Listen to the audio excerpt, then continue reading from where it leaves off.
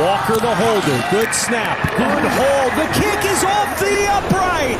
We are just 4 weeks into the USFL season, and only one team remains undefeated, the always home team.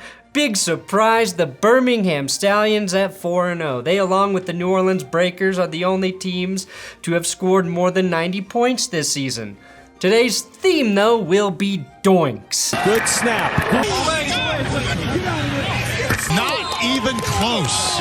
And the Panthers losing in horrific fashion on a 21-yard doink is the worst I've ever seen. And this was me trying to kick a field goal. We'll get to that, but we're going to look at all the games from week 4, best and worstifying them, starting with the Generals' 21-13 win over the lowly Maulers. A best? The game started with the widest open touchdown of the week, a deep pass to Alonzo Moore. That was a 63-yard tug for DeAndre Johnson, who completed 8 more passes for just 34 more yards. He wins the most deceptive stat line of the week award as he went 9 for 10 for 98 and that TD. Worst, Cavante Turpin probably wanted to drink turpentine after dropping this pass. Turpentine made up for it, though, with the speedy touchdown on the end around in the second. Best, the New Jersey Generals getting a decisive win while sticking to their 2 QB formula. Personally, I hate it, but they're making it work, primarily because they have combined for a second best 646 rushing yards and 6 TDs, and quarterback DeAndre Johnson is a big part of their run game when on the field. Best, this game did feature 200-yard receivers in Alonzo Moore and Trey Walker, whose longest play of the game didn't even count, which was a worst, the Maulers' most explosive play, an impressive catch and run touchdown to Trey Walker, called back for an illegal block. This not touchdown came after Pittsburgh was already flagged for unsportsmanlike conduct, a telling sign of why they suck. Poor diet equates to lack of discipline. That penalty also killed Kyle Luletta's stat line. No TDs and a completion percentage of 46.9. I see the 6, I see the 9, but it's not nice. Best, Darius Victor may only have the 5th most rushing yards in the league with 213, but his 4 rushing TDs are tops. This one gave the Stars the secure 21 points needed to win. So secure that this doink is completely irrelevant. Only Doink went up by multiple scores, that's the lesson. Worst, the Pittsburgh Maulers, who remain the only team in the USFL without a win. Truly the chicken salad of the USFL cafeteria. If they continue to average less than 10 points per game, they will soon be the urinal of the USFL cafeteria. It's almost like if they didn't cut a productive running back before the season started, maybe they'd have more than a league worst 1 rushing touchdown all season. The Maulers play the way the Stars' uniforms look, like a bunch of babies were allowed to swim diaperless in the kiddie pool. Please subscribe here, and haha, the ad's coming later than you're used to, isn't it? Today's episode is sponsored by Blue Block's Blue Light Glasses, and you know what they say, 4 eyes are better than 2, especially when it's blocking the blue. Blue light, that is, and they definitely say that. TVs, computers, and phones, between working and relaxing, I'm staring at one of them almost all day long. It's embarrassing how much I stare at screens, which is why I started using Blue Block's Blue Light Blue Blocking Glasses. I needed to reduce eye strain because my vision was blurred by the end of the day, and not by drinking like it was in college. My sister was actually the person to recommend I do this when she worked at an optometrist's office, and I chose Blue Blocks because they have the best blue blocking glasses in the business. So if you want to check them out, go to blueblocks.com/thatsgoodsports and use the code thatsgoodsports at checkout to get 20% off. And to view the incredible variety of frame options they have to offer, BLUBLOX.com/thatsgoodsports. The Bandits fall to the Stallions 10-6. Best, QB Jordan Teamu takes advantage of a free play on the opening series, hitting the most Italian-sounding man to ever play football, Vinny Papale. Worst, learning that the Stallions' backup QB pronounces his name Magoo and not Mago. Magoo started the game with back-to-back sacks. A Mago throws, a Mago shows, a Magoo poos. Now the Stallions were lucky to get a win in this game as they were without their best player and star of the league, Jamar Smith, who was out with an illness. Worst, all of the Stallions getting the same illness. Is this COVID or chicken salad poisoning? Best, running back Tony Brooks James setting up the touchdown here, getting so close to the end zone that not even a Magoo could screw it up. Worst, the cartoon drawing of Magoo looking like the kind of guy who impregnates your wife the moment you leave town for business. It's my potent Magoo that got her. Ha ha ha. Magoo's revenge. Worst, this janky looking flea flicker not going the distance. Anytime a team runs a flea flicker and it's not a touchdown, it's a failed play in my eyes. Luckily, this set up a best and the only touchdown from the Bandits on the day. A true howitzer from Jordan Teamu into the corner of the end zone to Rashard Davis. I do love that the pylons have multiple cameras in them to give us this angle. The NFL needs to do this. Worst, the Bandits' offense not helping a pretty solid defensive effort that finished the game with 4 sacks. Their offense is second worst in passing yards and have given up the second most sacks at 11.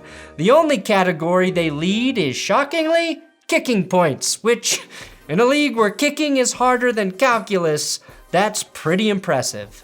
Worst, just 2 second-half field goals in this game for the Stallions to give them the win. Best, the Tampa defense, with no reason to put forth any effort, did not give up and attempted to turn Alex into a literal pile of Magoo at the end of the game. Best, linebacker Scooby Wright's spirit animal is a shark dog. I had to go to the shark dog on him from the Stallion, from the giddy up. So I went shark dog, and then I ran to my sideline right away instead of their sideline. You went shark dog? Yeah, shark dog. Half shark, half dog. It's my spirit animal. The degenerate gamblers fall to the leg breakers, 16-23. Worst, you. If you watch this game instead of spending time with your mom, that's why I'm recapping it. For you. Best, newly signed kicker Taylor Bertolet drills a 50-yard field goal to start the scoring. Some kickers can't even make it from 21, but more on that later. Best, JoJo Ward juking the Breakers defense out of their shoes, scoring a touchdown and then pulling off some Olympic-level gymnastics in the end zone. Worst, Kyle Sloter throws a ball right to Will Likely, who's on the other team, who's been a turnover magnet, possibly the best player in the entire league. That was his 3rd pick of the year, and he's also forced 2 fumbles. However, the Gamblers could not take advantage of the takeaway, and instead, the Breakers tied it up with the Jordan Ellis touchdown run. Worst, the degenerate Gamblers gets picked off by Adonis Alexander, who pitches it forward to Ike Brown? I'm pretty sure that's not how it works. There was an earlier flag too, so the entire play got wiped out. So Houston tries to kick a field goal at the end of the half. They miss. Another flag comes in. One more chance for the Gamblers, and Nick Vogel knocks it through the gooch from 36 to give them the lead at half. Worst, this son of a bitch, Azim Victor, gambling with my quarterback's life. Don't touch my Sloter. Typical, though, by a former Raider. Best, this laser to Sal Cannella, who I'm pretty sure was a side character from Goodfellas or a boxer. Sal Cannella, the most Italian-sounding player since Vinny Papale. Now that one set up a field goal that tied the game. Worst, Gamblers cornerback Micah Abernathy said, "Leave the Cannella, take the ball," and picked off Sloter in the end zone. Sloter's 3 picks were bad, but he nearly became the USFL's first ever 400-yard passer, missing the mark by just 3 yards. The new USFL, of course. I don't know about the old stats. Best, we had a tie game with under a minute in the fourth quarter. Sloter hits Canella before throwing a game-winning touchdown to Jonathan Adams. John Adams, the father of this great nation and the father of the Houston Gamblers, gets it done with 10 seconds left and lifts the Breakers to a 3-1 record. Best, don't look now, but Kyle Sloter is the league's leading passer in yards with 1,054, which is 400 more than second place Jordan Teamu. Actually, you should look. That's impressive. Don't look at the Panthers' passing stats. 397 yards through 4 games. That's less than 100 passing yards per game.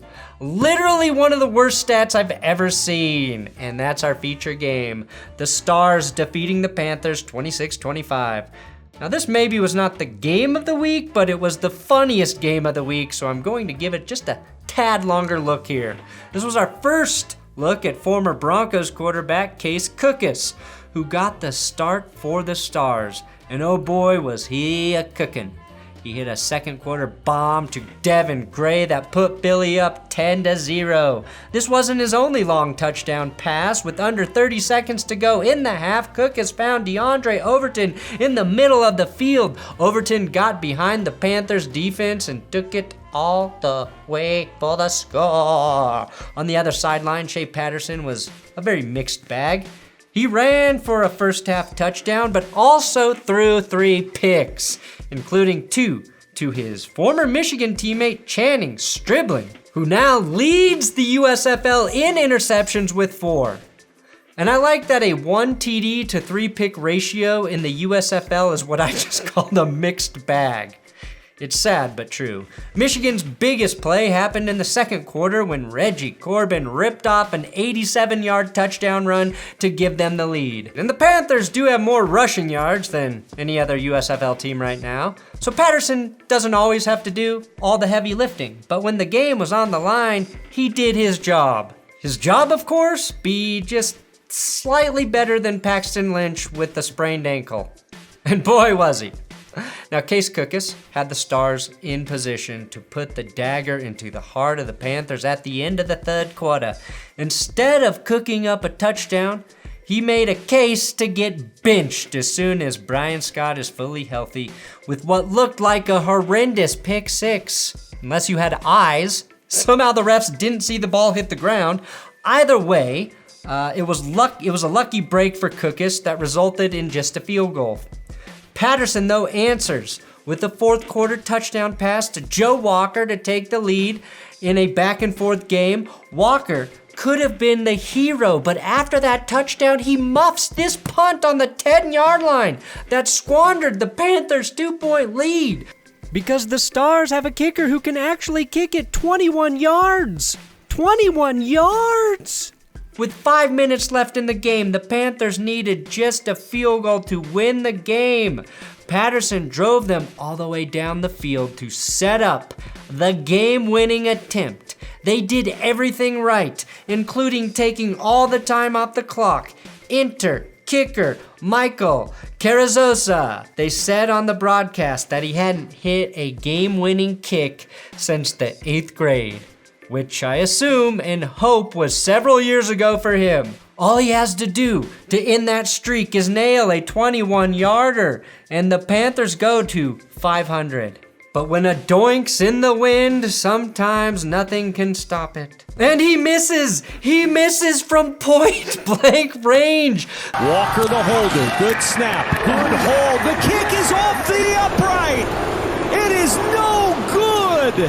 Philly goes to 2-2. The Panthers fall to 1-3. Jeff Fisher can't believe he got back into coaching for this shit, and I don't blame him. He is a man who knows it sucks. It really sucks to lose that close to the goal line. And that's how the USFL Week 4 ended. Well, this was the first game this Friday night, but that's how it ended with the worst doink I've ever seen. Thanks for watching That's Good Sports. Check out the AFC West off-season recap episode. That should be on the screen right now for you to click. Links in the description. And I'm going to be on vacation coming this week, so that's where I'll be. Not making USFL videos, sorry.